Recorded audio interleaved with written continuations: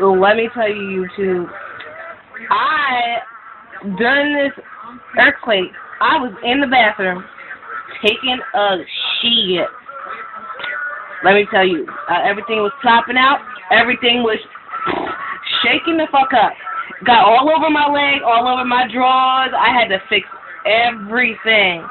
And that shit was not, literally, that shit was not cool. So all you people that have those bad experiences, you did not have a bad experience because I had shit, literally shit all over me. And I ain't playing. You want to see them? You want to see them drawers?